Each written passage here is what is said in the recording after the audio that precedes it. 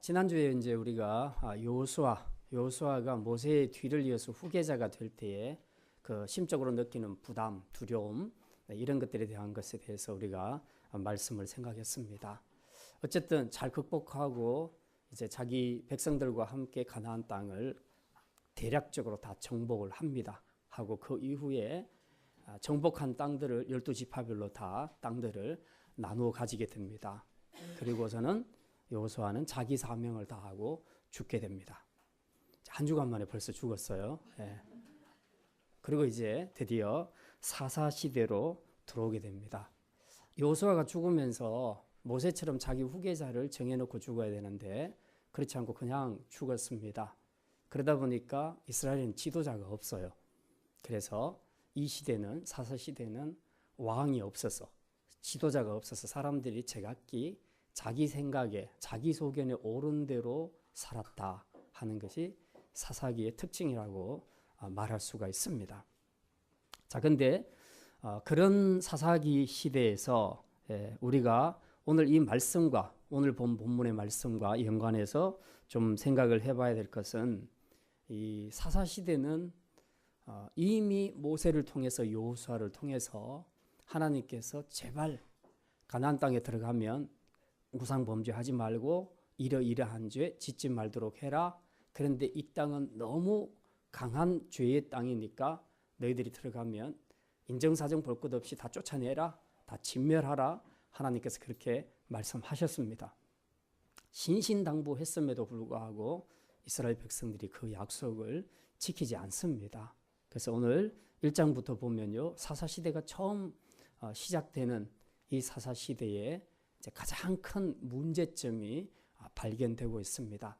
사사시대는 전체적으로 여러분이 읽으시면서 이런 그 구조로 읽으시면 이해가 빠르겠습니다. 이스라엘 백성들이 결론적으로는 가나안 족속을 다 쫓아내지를 못해요. 그래서 남겨둡니다. 일부.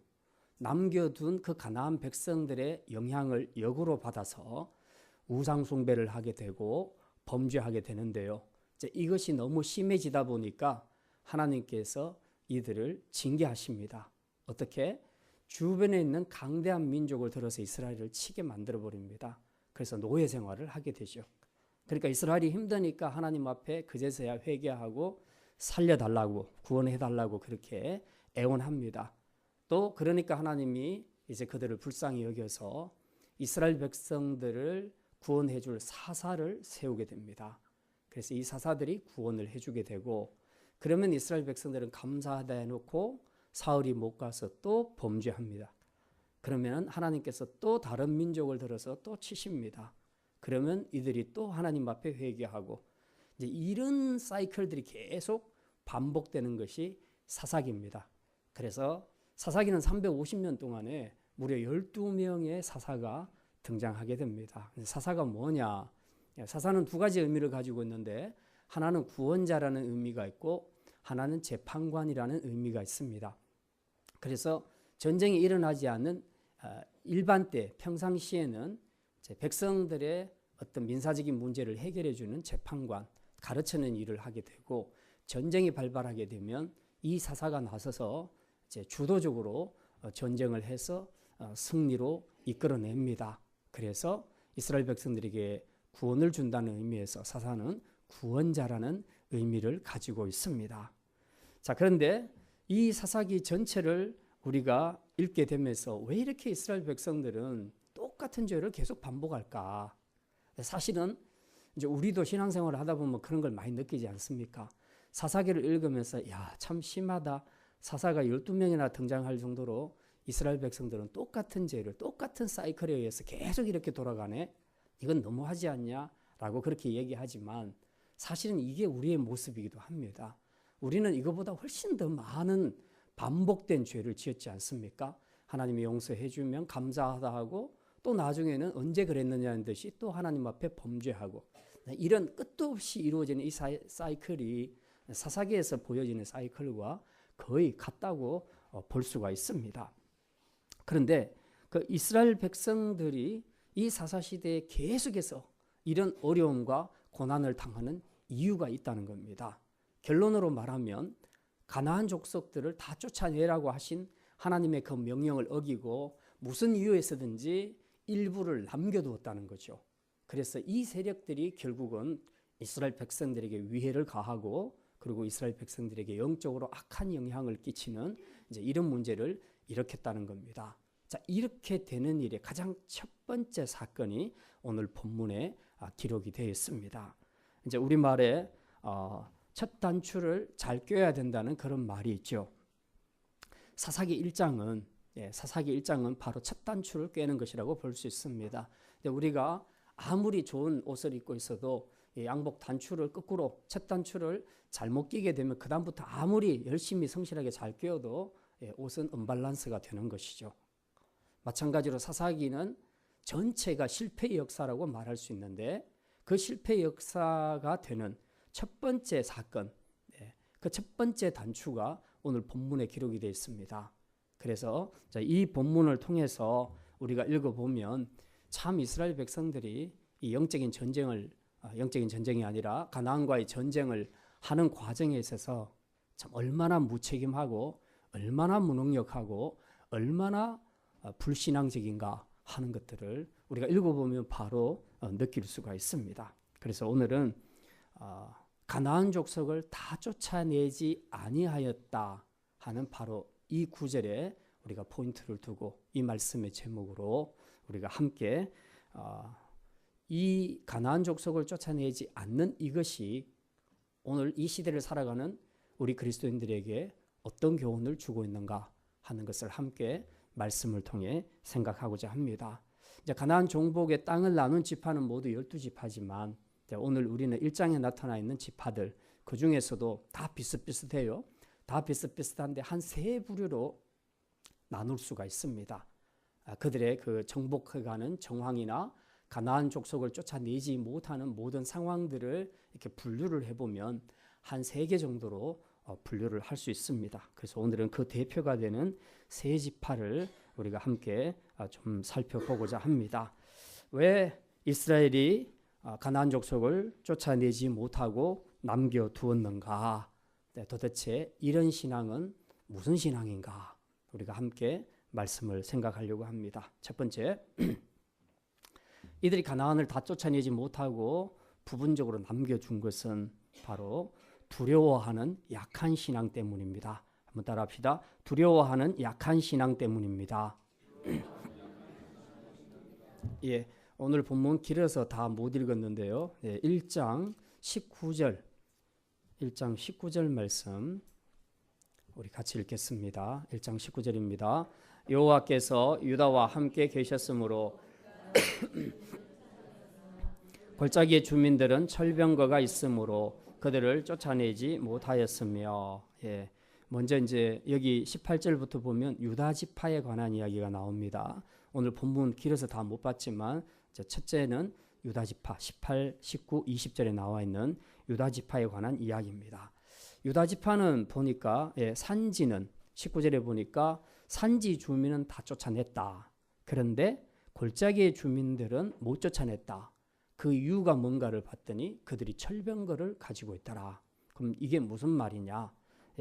산지를 정복하는 것은 쉬웠다는 겁니다. 대부분 사람들은 산에서 잘 안 살지요. 평지에서 삽니다. 여기가 농사 짓기도 좋고 여러 가지로 사람 살기에 적합하지요. 특별한 화전민들이나 특별한 경우를 제외하고는 산속에서 사는 사람들은 그리 많지 않습니다. 그러니까 이들을 대상으로 쫓아내는 전쟁을 하는 것은 그렇게 어려운 것이 아니었습니다. 그래서 이들은 쉽게 쫓아냈습니다. 그런데 문제는 이제 골짜기의 주민이라, 이 골짜기라는 것은 우리가 생각하는 그런 흉곡을 이야기하는 것이 아니고 평지를 이야기합니다. 농사도 지을 수 있고 목축도 할 수 있는 그런 평지를 여기서 골짜기라는 단어로 쓰고 있습니다. 그러니까 이스라엘 백성들에게 더 절실한 땅은 어느 땅입니까? 산지입니까? 평지입니까? 평지가 더 절실하죠. 이 땅이 더 중요하고 절실하고 꼭 가져야 되는 그런 땅입니다. 그런데도 불구하고 오늘 이 유다 지파는 보니까 쓸데없는 산은 다 정복을 해놓고 그리고 정작 꼭 필요한 이 평지 땅은 정복을 못했더라는 겁니다. 그런데 그 이유를 살펴봤더니 그들이 뭘 가지고 있었기 때문에 철병거를 가지고 있었기 때문에 정복을 하지 못했다고 그렇게 얘기합니다. 이제 전쟁을 할 때 무기가 중요한데 얼마나 초현대식 무기를 가지고 있느냐에 따라서 전쟁의 승패가 달라질 수 있겠죠. 특별히 이 철병거라는 단어는 굉장히 중요합니다. 무슨 얘기냐 하면 당시의 이스라엘 백성들은 청동기 문화였습니다. 여러분이 역사에서 배우는 것처럼 청동기 문화 다음에 철기 문화가 오게 되는데 지금이 그 과도기입니다. 그런데 가나안 족속들은 이미 철기 문화를 받아들였습니다. 그래서 청동기 시대의 문화에 살아가고 있는 이스라엘보다 앞선 문화라고 볼 수 있죠. 그러니까 똑같은 무기를 사용해도 철병거를 가진 가나안 족속들이 전쟁에서 훨씬 더 유리할 수 있다는 겁니다. 이걸 이스라엘 백성들이 캐치를 한 겁니다. 딱 보니까 좀 생전 처음 본 무기들이거든요. 자기들은 가지고 있지 않는 그런 최신식 무기, 철기로 된 무기를 가지고 있는 겁니다. 그러니까 그 순간 이 전쟁 안 되겠구나 라고 생각한 거죠.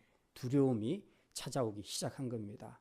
근데 참 이상한 것은 여기 19절에 보면 여호와께서 유다와 함께 계셨으므로 그가 산지 주민을 쫓아내었으나, 산지 주민을 쫓아낼 때는 비록 쉬운 정복이긴 했지만 여호와가 함께 하셨다고 말하고 있지 않습니까?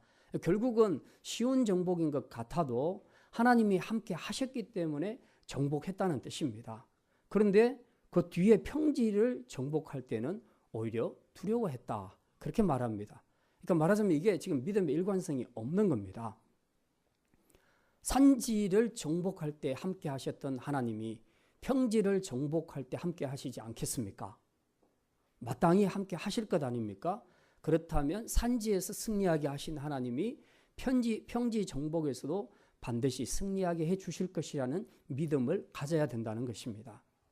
그런데 이스라엘 유다 지파는 그렇게 하지 않았다는 거죠. 산지는 쉽기도 하고 그러니까 그냥 그렇게 만족을 했고, 그리고 이쪽은 아무리 생각해봐도 인간적으로 이건 좀 힘들겠다. 어떻게 청동기로 철병거를 이길 수 있겠느냐. 그렇게 생각하는 순간 두려움이 찾아오기 시작했습니다.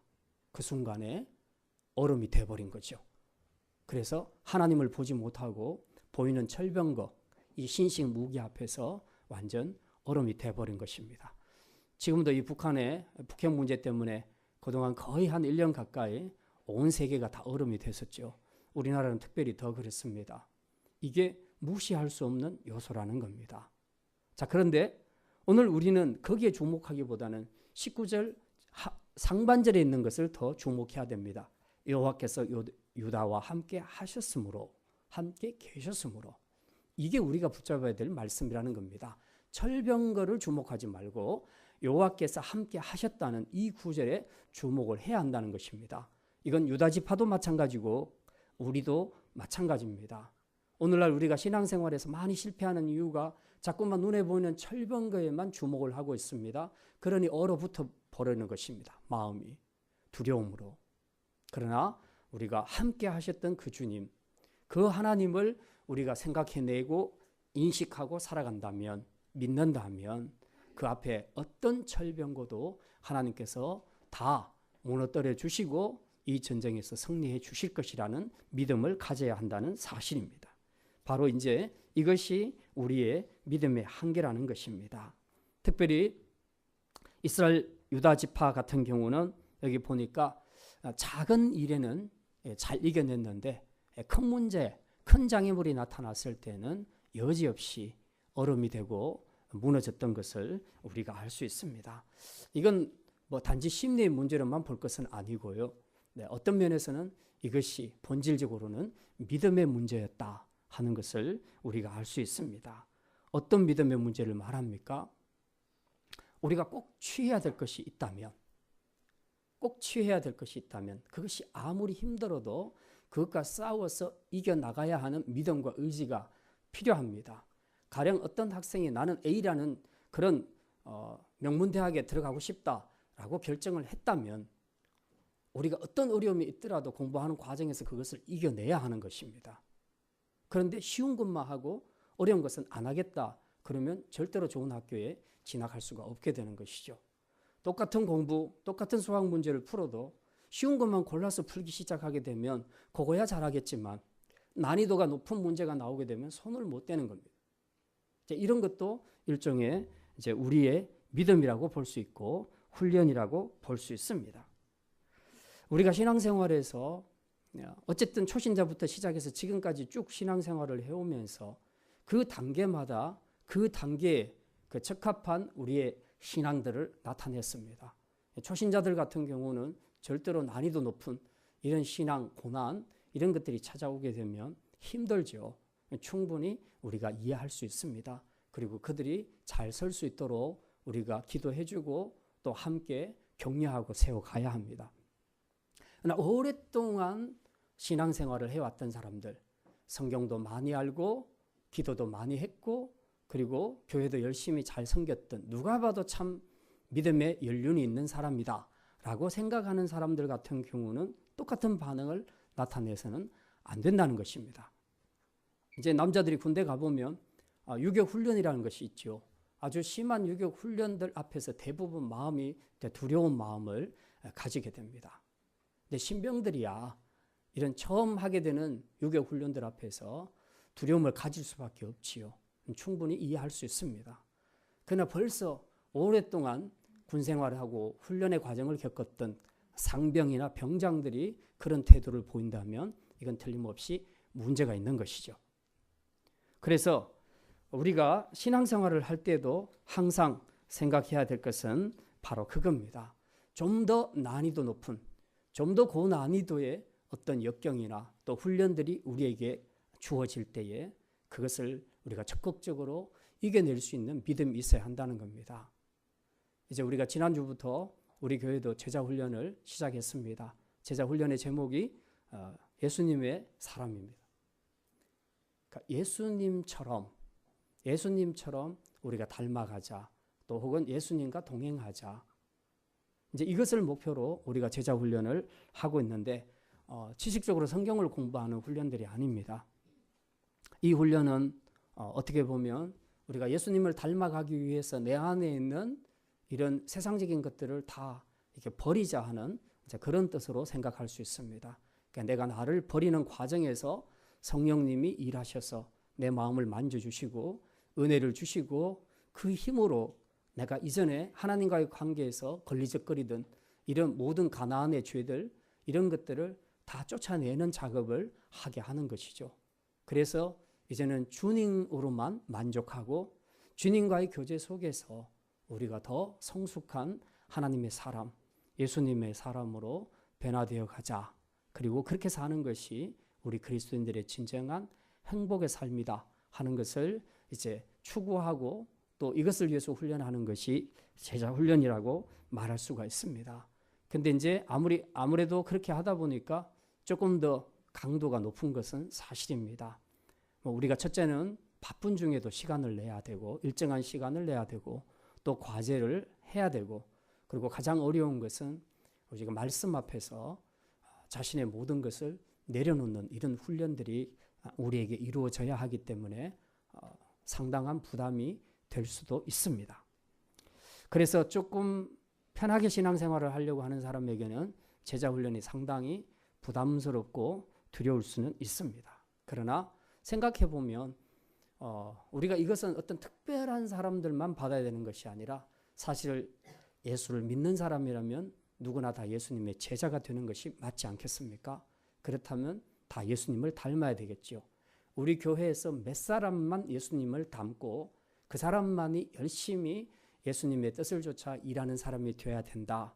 그렇게 생각해서는 안 된다는 겁니다. 왜? 우리 모두는 다 예수님을 믿으니까 우리 모두는 다 예수님의 제자라는 생각을 가지고 우리가 기본적으로 가장 확실하게 받아야 될 제자의 훈련을 받는 것, 이 일에 도전하는 것이 맞다는 것입니다.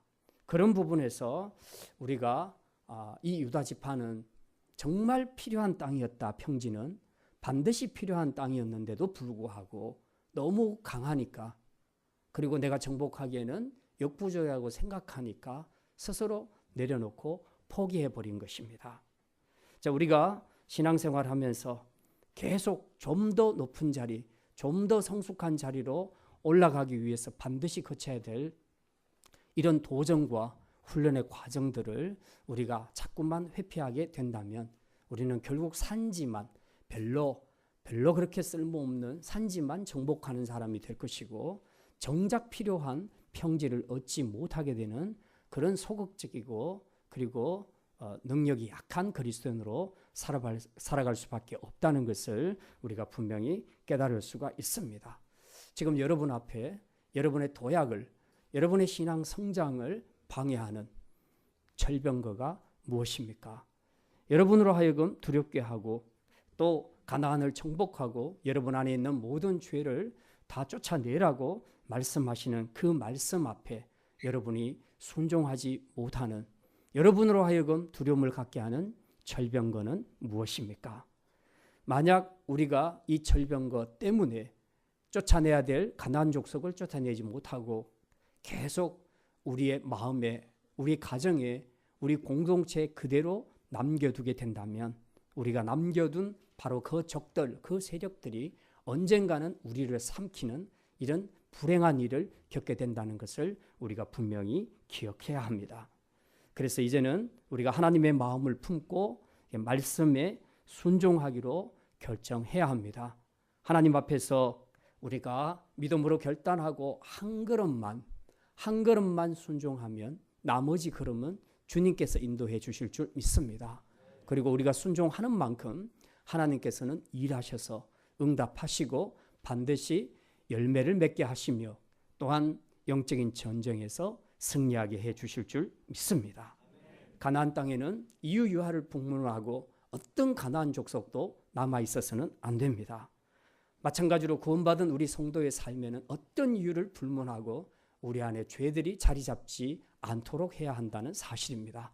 그래서 올 한 해는 우리가 이 유다 지파와 같은 사람들이 아니라 정말 어떤 평지에 또 철병과 같은 방해물이 있다 할지라도 늘 우리와 함께 하시는 그 하나님이 계시기 때문에 우리가 마땅히 믿음으로 나아가면 취할 수 있다는 이 믿음을 가지고 올 한 해 여러분이 순종의 걸음을 걷는 그런 역사가 일어날 수 있기를 주님의 이름으로 축원합니다.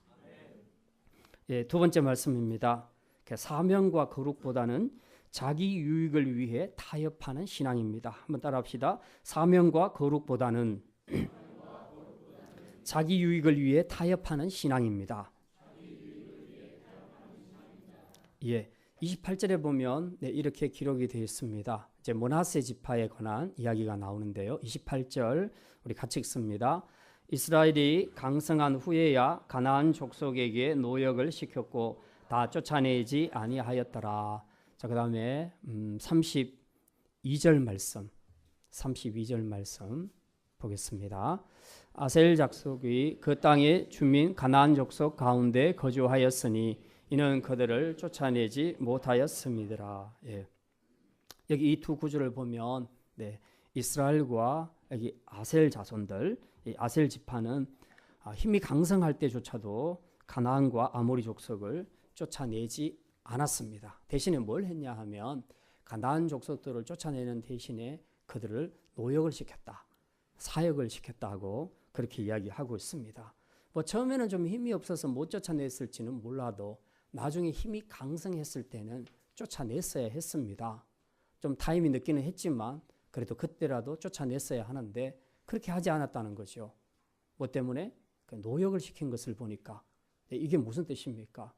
이게 노동의 가치가 얼마나 큰가 하는 것을 알게 됐다는 것입니다. 좀 손해 보더라도 하나님의 말씀에 순종하는 것이 아니라 이게 하나님의 말씀을 어기는 것이라도 나한테 경제적으로 유익하겠다고 생각하면 언제든지 그것을 하나님 앞에서 포기하지 않는, 내려놓지 않는 바로 그런 모습을 우리에게 보여줍니다.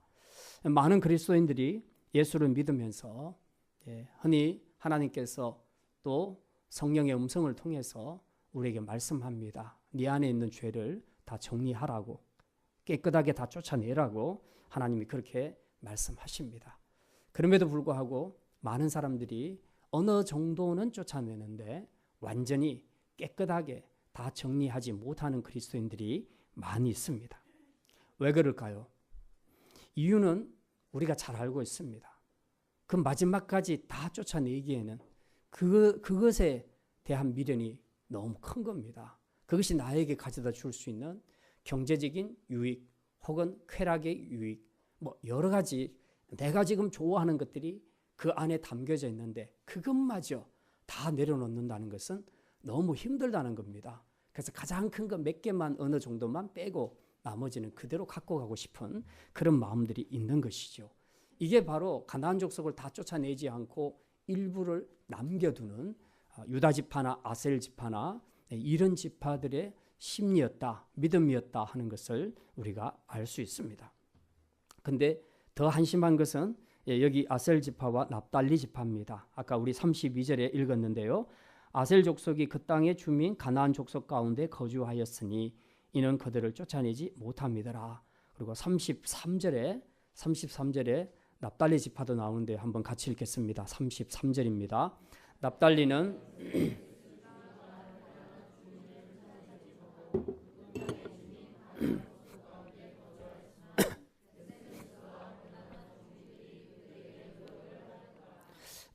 아셀과 납달리 족속에 대해서 32절과 33절에 말합니다. 이 족속들이 많이 나오는데요. 이제 대표적으로 이 두 가지만 마지막으로 생각을 합니다. 자, 이제 아셀 지파와 납달리 족속 같은 경우 여기 두 절을 읽어보니까 공통점이 있습니다. 그게 뭐냐 하면 가나안 족속을 쫓아내기는커녕 오히려 그들 가운데 들어가서 그들과 함께 살았다고 그렇게 기록을 하고 있습니다. 이제 아셀 지파의 경우는 왜 그랬는가? 그 이유가 명확하게 나와 있지 않는데 지명을 보게 되면 확실한 힌트를 얻을 수가 있습니다. 31절에 보면요. 31절에 보면 아셀 지파에게 분배된 땅에는 어떤 도시들이 있는가, 어떤 성읍들이 있는가 하는 것이 기록이 되어 있습니다. 여기 보니까 아셀이 악고 주민과 시돈 주민과 알랍과 악십과 헬바와 아빗과 르홉 주민을 쫓아내지 못하고, 뭐 우리 중에서 여기에 대해서 익숙한 성읍이 뭐 한 사람이라도 있습니까? 없죠. 없습니다. 그냥 그런가 보다 하고 읽는데 실제로 이 도시들을 다 추적해서 찾아보게 되면 공통점이 있습니다. 굉장히 비옥한 땅을 가진 도시, 성읍이든지 아니면 굉장히 번화한 항구 도시였다는 것입니다. 말하자면 굉장히 경제적인 가치가 있는 그런 땅이었다는 거죠. 지금으로 말하자면 뭐 우리가 의정부에 이게 밀락동에 그 아파트 하나 사는 게 낫겠습니까? 저 강남에 아파트를 준다 하면 그거 하나 받는 게 낫겠습니까? 강남 거 당연히 받죠. 예, 바로 그겁니다. 그런 심리인 겁니다. 지금 아셀이 기업을 분배받고 딱 보니까 그 땅의 그 도시들, 자기에게 주어진 그 도시들이 전부 경제적인 가치가 굉장히 높은 거예요. 그러니까 이 땅을 지금 포기할 수가 없는 겁니다. 그래서 어떻게 결정하는가? 이 백성들 가운데 들어가서 싸우지 말고 그냥 함께 좋은 게 좋으니까 서로 함께 공존하며 살면 좋겠다라고 생각을 했던 것이죠. 그래서 그들 가운데 들어가서 살았다라고 그렇게 이야기하고 있습니다. 자, 이제 33절에 납달리 경우도 만만치 않습니다. 여기 보면 납달리에게 주어진 땅은 벳세메스 주민과 베다낫 주민을 쫓아내지 못하고, 벳세메스, 베다낫, 벳세메스는 좀 들어봤죠? 예, 암소 이야기. 벳세메스가 무슨 뜻이냐 하면 이건 또 그 단어를 풀어야 됩니다. 베델이 무슨 뜻이죠? 야곱이 기도하고 돌단 쌓았던 베델, 하나님의 집 하는 뜻이죠. 그러니까 벳은 하우스, 집이란 뜻입니다. 엘은 하나님이거든요. 그래서 베델 하면 하나님의 집입니다. 그러면 벳세메스 하면 세메스의 집이라는 뜻입니다. 세메스가 뭐냐? 태양신을 이야기합니다. 그래서 태양신의 집 하니까 태양신 신전이라는 거죠. 신전이 있던 곳이었다. 그 다음 베다낫, 벳 역시 집이고요. 아낫의 집이다. 아낫이 누구냐 하면 바알과 우리 아세라 신에 대해서, 여신에 대해서 배웠는데 아낫이라는 여신이 있습니다. 그래서 아낫 여신의 신전, 집이 바로 베다낫입니다. 자, 그러면 감이 오지요. 이 지역이 어떤 지역인가? 당시 가나안 족속들이 섬겼던 우상 종교의 신전이었다는 겁니다. 신전에 있는 성읍이었다. 어떻게 보면 영적으로 보면 가장 핵심적인 곳이라고 볼 수 있습니다. 이 땅을 납달리가 받았거든요. 납달리 지파가 받은데 딱 들어가 보니까 영적으로 어마어마한 곳이라는 거죠. 지금으로 말하자면 신천지 본부가 거기 있는 겁니다. 그러니까 이걸 어떻게 해야 될 것인가. 그래서 뭐 인간적으로 어떻게 잘 교제하고 살자 이게 아니고 이런 걸 이제 박살을 내야 되는 것이죠. 하나님이 제일 싫어하는 것이 우상 섬기는 것인데 들어가면 이 우상을 멸절시키라고 그렇게 말했습니다. 그런데 여기 납달리는 어떻게 했습니까? 베세메스 주민과 베다낫 주민을 쫓아내지 못하고 그 땅의 주민 가나안 족속 가운데 거하였다. 그냥 그렇게 섞여서 살았다. 그렇게 이야기를 하고 있습니다. 지금 아셀이나 납달리는 가나안의 타락한 문화를 선멸하라는 하나님의 명령보다는 지금 자신들이 생각할 때 더 가치 있는 것, 더 선진 문화라고 생각되는 것, 그런 것 속에 들어가서 자신도 그런 것을 누릴 수 있는 그런 레벨이라는 것을 가지고 좀 위로받고 싶고 또 그것을 향유하고 공유하고 싶었던 그런 인간적인 욕심이 있었다는 것입니다. 그렇게 하다 보니까 어떻게 됩니까? 오늘 이 두 구절에서 우리가 확실하게 알 수 있는 것은 주도권을 빼앗겨 버립니다. 우리가 적진에 들어가서 선멸을 하지 않고 그냥 그들 속에서 숨어서 살게 되면 우리 삶의 주도권은 빼앗기게 되는 것입니다. 영적인 전쟁에서 주도권은 이스라엘에게 있습니다. 하나님이 그 땅을 주셨거든요. 그리고 하나님께서 함께 하시기 때문에 이들은 주인의식을 가지고 쫓아내야 했습니다. 그런데 여기 이 두 지파는 보니까 그냥 조용히 들어가서 싸움 안 하고 야 우리끼리 좀 사이좋게 지내자 하면서 지내기를 시작한 것이죠. 그러다 보니까 어떻게 먹고는 살았는지 몰라도 삶의 주도권, 영적인 주도권은 완전히 빼앗기게 되었다는 사실입니다. 그러니까 땅만 차지하면 뭐합니까? 삶의 주도권을 다 빼앗겼는데 우리가 오늘날 신앙생활하면서 많은 그리스도인들이 조용히 살기를 원합니다. 신앙적으로 영적인 싸움을 하지 않기를 원합니다. 부딪히는 것이 싫습니다. 그러다 보니까 신앙적인 말을 하지를 않습니다. 조용히 불신자들 가운데서 티 안 내고 삽니다. 그렇게 하다 보니까 나중에는 삶의 주도권, 영적인 주도권을 불신자에게 다 뺏겨버립니다. 그러니까 힘을 못 쓰게 되는 거죠. 나중에는 그 사람들이 우리를 갖고 노는 겁니다. 지금 가나안 땅은 하나님이 주신 땅입니다. 하나님의 땅이기 때문에 담대하게 주인으로서 이 불청객들을 쫓아내야 하는데 오히려 반대로 지금 모든 주도권을 다 빼앗기고 그저 먹고 사는 그것으로 만족하고 살아가고 있는 이런 모습들을 우리가 알 수 있습니다. 결국 이 아셀 지파나 납달리 지파는 하나님의 백성으로서의 정체성이 없었다. 사명도 없었다. 가나안 땅을 정복하라는 하나님의 사명도 다 잊어버렸다.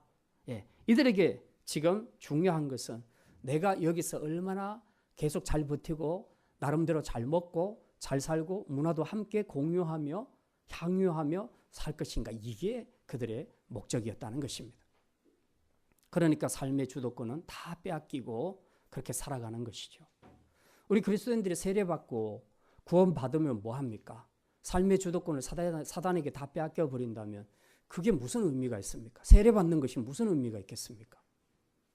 결국 세례받은 혹은 구원받은 하나님의 자녀들이 사단과의 영적인 싸움에서 우리가 주도권을 쥐어야 하지 않겠습니까? 그런데 왜 먹고 사는 것 때문에 좀 더 편안하고 그리고 좀 더 안주하고자 하는 바로 이런 생각들 때문에 우리가 삶의 주도권을 다 빼앗겨버리고 그냥 섞여서 조용히 티 안 나고 생명만 유지하는, 생존만 유지하는 그런 방식으로 우리가 살아가고 있냐 하는 것입니다. 결국은 이런 하나님의 백성으로서의 정체성과 자부심을 다 망각하고 오직 육신의 만족을 위하여서 세상의 매력적인 문화와 자기 경제적인 이익에 마음이 뺏겨서 살아간다면 이거야말로 적과의 동침에 들어가는 행위라고 말할 수가 있는 것입니다. 적과의 동침에 들어가는 순간 모든 주도권은 적에게 다 빼앗기고 만다는 것을 우리는 기억해야 합니다. 특별히 우리 그리스도인들, 청소년들, 청년들은 좀 주의를 할 필요가 있습니다. 지금 문화의 힘이 너무나 강력합니다. 그래서 어떤 죄들도 문화라는 이름으로 아이들은 다 통째로 받아들이게 되어 있습니다. 그러니까 무슨 얘기를 하면 다 문화라고 얘기를 해버립니다. 그러니까 할 말이 없게 만들어버린다는 거죠. 그런데 사실 영적으로 우리가 잘 분별해서 보면 이 문화라는 이 포장지 속에는 사단이 굉장히 많은 죄악들을 여기다가 종합 세트로 담아놨습니다. 그러니까 선별해서 가져가는 것이 아니라 무대기로 함께 패키지로 가져가도록 그렇게 선물 꾸러미로 준비를 했다는 겁니다. 이게 오늘 우리 청소년과 청년들을 주도하고 있는 세상 문화라는 것입니다. 다 틀린 것은 아니나 그중에는 상당히 우리를 타락하게 하는 죄의 요소들이 많이 들어가 있다는 겁니다. 이걸 선별해내야 되는데 세상은 전부 패키지로 우리에게 종합 선물 세트로 주고 있습니다. 그런데 아이들은 여과 없이 비판 없이 판단 없이 그냥 다 받아들이는 겁니다. 그러니까 어느 날 우리 그리스도인들의 아이들의 청년들의 삶에서도 있을 수가 없는 일들이 일어나는 경우들이 굉장히 많다는 것이죠. 아까 우리 대표 기도하신 우리 홍성모 집사님도 미투 이야기를 했지만 그런 것뿐만이 아닙니다. 저는 그렇게 생각합니다. 이 시대에 우리 청소년, 청년들의 문화 중에서 가장 위험한 것이 뭐냐? 성문화라고 생각을 합니다. 그래서 요즘은 나이하고 관계없이 이 남녀가 서로 사귀기 시작하면 그냥 사귀기 시작한 순간부터 육체적인 관계를 가진다는 겁니다. 우리 때는 이런 것들을 굉장히 부끄럽게 생각을 했고 이런 일은 거의 있지도 않았습니다. 그런데 지금 이 시대에는 굉장히 비일비재하고요. 제가 어떤 집사님한테 또 청년들한테 들어보니까 세상에서는 이것이 문화라고 얘기하네요. 이게 문화입니다, 목사님. 그렇게 얘기를 하더라고요. 정말 어려운 대목입니다. 지금 이 상황이. 근데 문제는 우리 그리스도인들, 청년들까지라도 이런 것에 영향을 받아서 똑같이 행동을 하고 있다. 그런데 그것도 그렇게 한 것에 대해서 부끄러워서 숨겨야 되는데 그게 아니라 오히려 더 자랑을 하고 있다. SNS를 통해서. 이건 정말 우리가 반성해야 되고 저는 정말 청년부를 지금 지도하고 있는 입장에서 심히 우려가 많이 되고 있고요. 이 시대의 그 청소년 문화가, 성문화가 얼마나 강한 조류로 몰려오고 있는지 교회 안에서도 이런 일들은 그냥 자연스러운 일로 받아들이게 되는 이런 지경까지 왔다는 것이 너무나 마음 아프고 안타까운 일이라는 것입니다.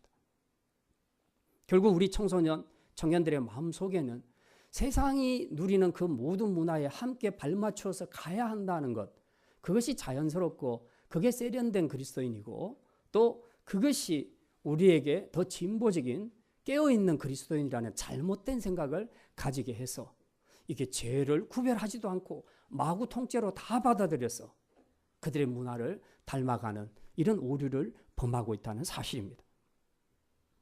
결국은 우리가 이런 오류를 범하게 된 것은 하나님의 말씀을 절대적인 진리로 받지 않기 때문입니다. 세상 문화를 더 중요하게 생각하기 때문입니다. 하나님 앞에서 내가 받은 사명을 잊어버리기 때문입니다. 그리스도인이라는 정체성을 잃어버리기 때문입니다. 그런 거 없으니까 그냥 조류를 따라 막 흘러가는 겁니다. 흘러가면서 되는 대로 문화라는 이름으로 다 합리화하고 포장하면서 그들과 똑같은 죄를 짓고 살아가는 것이죠. 우리가 이 순간부터라도 우리 청년들은 특별히 우리가 하나님의 자녀라는 것, 하나님의 백성이라는 것, 우리에게는 세상을 변화시켜야 될 문화적인 사명이 있다는 것을 우리가 기억해야 합니다. 우리는 세상 문화의 영향을 받아야 될 사람이 아니라 이 기독교 문화로, 이 그리스도의 문화로 세상을 바꾸어 가야 하는 문화적인 사명을 받은 사람이라는 것을 우리가 기억해야 합니다. 그래서 이제 이 순간부터라도 세상 문화의 주도권을 빼앗기지 말고 그리스도의 문화로, 기독교 문화로 우리가 주도권을 가지고 세상을 하나님 나라로 바꾸어가는 우리 신실한 우리 청년들 다 되시기를 주님의 이름으로 축원합니다. 이제 말씀을 마칩니다. 오늘 가나안 중북부의 서너 지파의 정복 상황을 우리가 살펴봤습니다. 유다는 두려워서 절반의 정복과 순종을 함으로써 적을 다 쫓아내지 못하고 남겨두었습니다. 아셀과 납달리는 하나님의 백성으로서의 정체성과 사명감을 상실하고 자신의 유익과 세상적인 만족을 위해서 적과의 동침에 들어갔습니다. 결국 이 일로 하나님은 진노하셨습니다. 2장 2절과 3절에 하나님께서 이렇게 말씀하십니다. 우리 마지막으로 같이 읽겠습니다. 2장 2절 3절입니다. 너희는 이 땅의 주민과 언약을 맺지 말며 그들의 제단들을 헐라하였거늘 너희가 내 목소리를 듣지 아니하였으니 어찌 그리하였느냐. 그러므로 내가 또 말하기를